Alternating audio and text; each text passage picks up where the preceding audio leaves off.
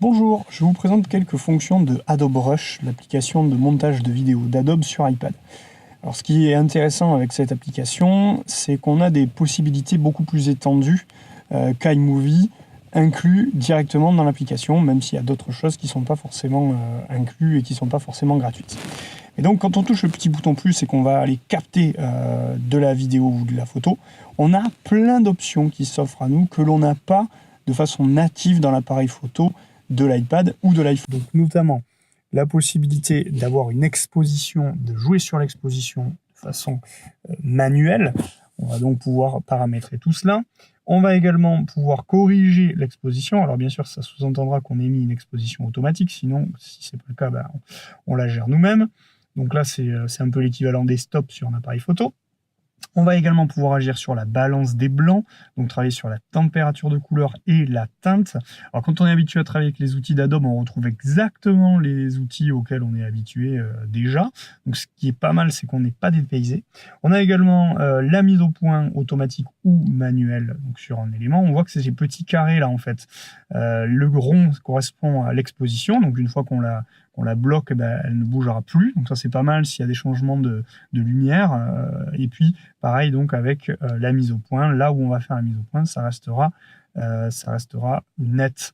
Après on a le zoom, bon là le zoom avec les capteurs des iPads c'est pas ouf, mais ce qui est intéressant aussi c'est donc la résolution qu'on va pouvoir choisir et le nombre d'images par seconde. Parce que par exemple ça sert pas à grand chose de tourner en 30 images par seconde si on filme juste une interview par exemple. Mais on va pouvoir agir avec ça directement dans l'application, ce qui va éviter de multiplier le nombre des applications. On a également en haut à gauche la possibilité d'ajouter justement la règle des tiers qui va nous permettre de travailler un petit peu plus le cadrage, de travailler sur le flash si on en a et la torche si on en a. Alors là, j'ai fait une petite photo et ce que je trouve vraiment pas mal, c'est qu'on a les filtres, ça on connaît déjà sur iMovie. Mais si les filtres ne nous conviennent pas, je vais pouvoir aller dans modifier, soit modifier les filtres existants, soit partir de rien et faire ma propre colorimétrie. Et donc, ce qui est vachement intéressant là, c'est qu'on est déjà dans ce qu'on appelle l'étalonnage et même le color grading. Donc bon, je ne vais pas rentrer dans les détails, mais ici, on retrouve là encore les outils que l'on a, notamment dans Lightroom. Alors, un petit peu moins poussé, mais on a déjà de quoi faire quelque chose de vraiment pas mal et d'améliorer nettement l'image.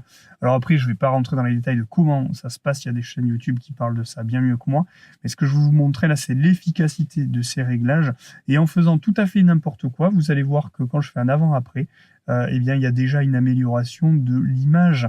Et je peux donc créer le paramètre défini, enfin, je peux créer une configuration, et sûrement aussi, il va falloir voir que je peux même peut-être importer des paramètres, notamment des LUT. On verra ça plus tard. Et là, ensuite, je vais vous montrer les titres, parce que ça aussi, on l'a pas dans iMovie. On a des titres, mais on est hyper contraint. Là, on peut positionner le titre où on veut. Avec le pinch to zoom, je vais pouvoir le faire tourner ou le zoomer ou le dézoomer. Et je vais pouvoir exactement paramétrer ce que j'ai envie sur ce titre, c'est-à-dire la police, le style italique, etc. La taille, évidemment. Tout ce qui est, vous savez, interlettrage espace entre les lettres, entre les lignes. Donc ça, c'est vraiment très précieux parce que ça offre des possibles. Mais c'est toujours intéressant. Puis là, je vais en fait pouvoir agir sur tous les éléments du titre, c'est-à-dire du point au trait, en passant par le rectangle pour choisir la couleur de fond, la couleur du texte, la couleur du trait, la couleur du rond, et puis si je mets de l'ombre ou pas. Donc on a un niveau de personnalisation qui est extrêmement simple et accessible à tous.